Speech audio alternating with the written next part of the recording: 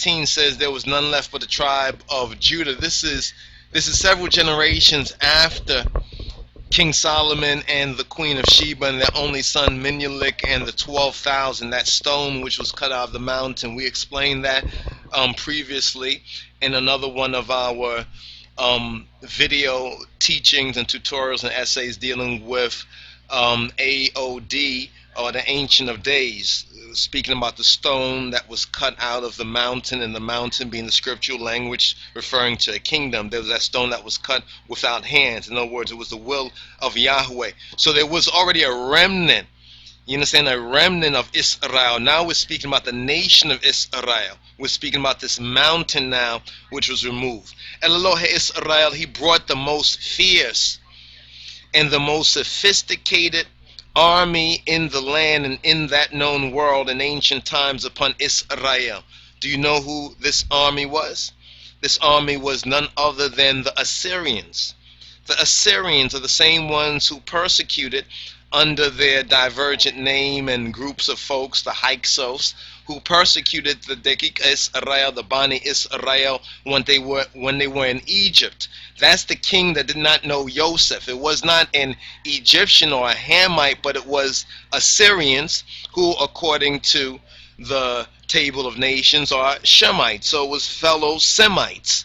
You know what I'm saying? People have this deceptive idea that to be a Semite means you're an Israelite, but yet according to the scriptures the Edomites were Semites as well. The Assyrians were Semites, but who took in the Semitic Israelites? It was the Egyptians, Hamites, it was the Ethiopians, and Cushites. So this is what we mean when we say that the Beta Israel, the Falashas of the West, the so-called black Jews and Hebrew Israelites, have been misinformed, you understand, and they've been lying, you understand, or at least at best telling half-truths to the people. But now's the time for the half of the story that hasn't been told to be told. Now, the Assyrians, let's touch on the Assyrians, Semites, persecuting Israelites, Semites, Semite on Semite violence, had established their own empire while the 12 tribes of Israel were still wandering in the wilderness. So while the Dekik Israel were in the wilderness, while there was a whole generation for 40 years, you know, disobedient generation perishing in the wilderness with new clothes and new shoes on. Note that as well. Their shoes did not wear out, their clothing did not wear out. I'm making this likeness to point out to y'all your experience as Negroes in the Americas and the Caribbean the same way. They had good clothes. Their clothes wasn't the problem. It was their hearts and their minds that was the problem. But while they were wandering in the wilderness, the Assyrians were establishing an empire. Since Solomon had passed on to what's known as the higher life, you understand, nearly 2 centuries before, the 12 tribes of Israel were divided into 2, living in different locations. They were already divided, you understand, by time Solomon had passed on. So we're talking about 200 years later, right?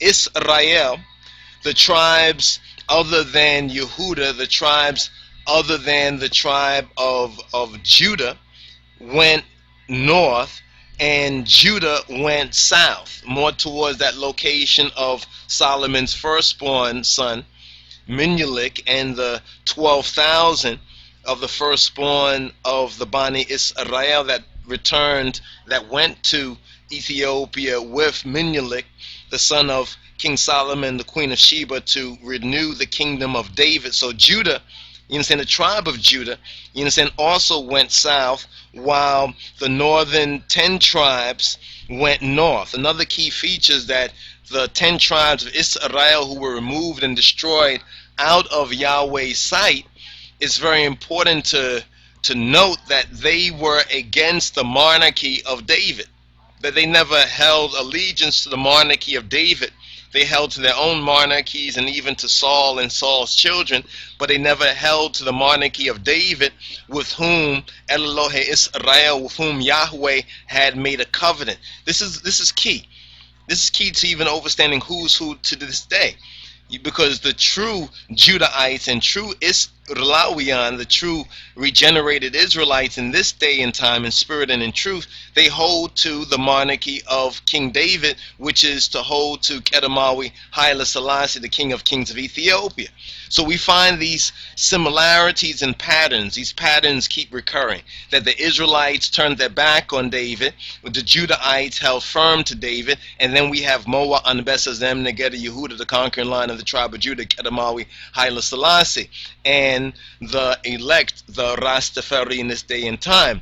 Now, because of this division among Israel in the north, the 10 tribes in the north, and Judah, Yehuda in the south, this made the seizure of land basically no problem. This made the seizure of land very little problem for the Assyrians. Now, the only ones that were spared were the tribe of Judah, Yehuda, which we will call Falasha. Falasha, as we are Falasha. This is why the so-called Beta Israel of Ethiopia, they don't want to be known as Falasha, because they know that that title for them is not really correct and true. That we, you understand, who went beyond the rivers of Ethiopia from East Africa to West Africa, you understand, end up in the slave trade, you understand, were exiled from our land, that we are the true Falashas, the so-called African American Falashas, and the West Indian so-called Falasha, or the Rastafari, the Ethiopian Hebrew Falashas. We are the real Falashas, not them.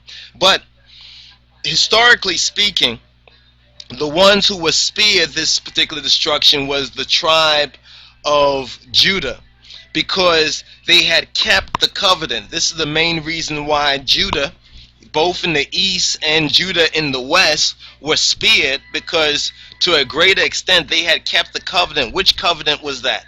See, some, even like Dr. York in some of his books, he mentions the same factual information, but what he ignores is the real covenant of David, the renewing of the kingdom of David in Ethiopia that Kedemawi Haile Selassie of Ethiopia represents. He mocks that, you understand, and basically he has gotten taken out of the way as well. You understand, because he's not being obedient to the facts while claiming to present the facts to our people, but have given them more truth, but still not giving them the half of the story that hasn't been told. So he's been giving them half truths, and our people half truths as well. The covenant that the tribe of Yehuda, the Falashas, kept to, the Beta Israel kept to, was the covenant, you understand, with David, you understand, and with the Davidic dynasty, or with Zion. So when we say Zion, we are referring to the Davidic household. All right, we could call the Ethiopian imperial royal family, we the elect Rastafari. This is how you should be able to understand it in this day and time. But in time, the tribe of Yehuda, Judah, came under persecution, and they had to flee for survival. You find that in 2 Kings chapter 19, verse 30 and verse 31. As time went on, they eventually settled in what was known as Abyssinia by the Arabs and those Semites, or Ethiopia by the Egyptians and the Greeks and the Coptics. And to this present day, many of their descendants are still called Falashas or Falashian. Now, these people, speaking about the Falashas, you understand, why were they called Falashas? Well, the word Felase comes from Ge'ez or Ethiopic.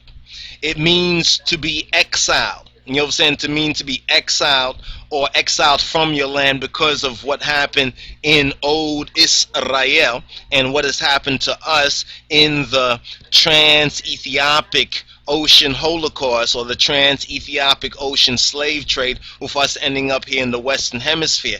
And if you check historical records and books from the Europeans, since you don't want to accept what your own says, check out what the European says, you'll find a lot of the records of the blacks that came over here to the Western Hemisphere in the slavery days refers to them as Ethiopians.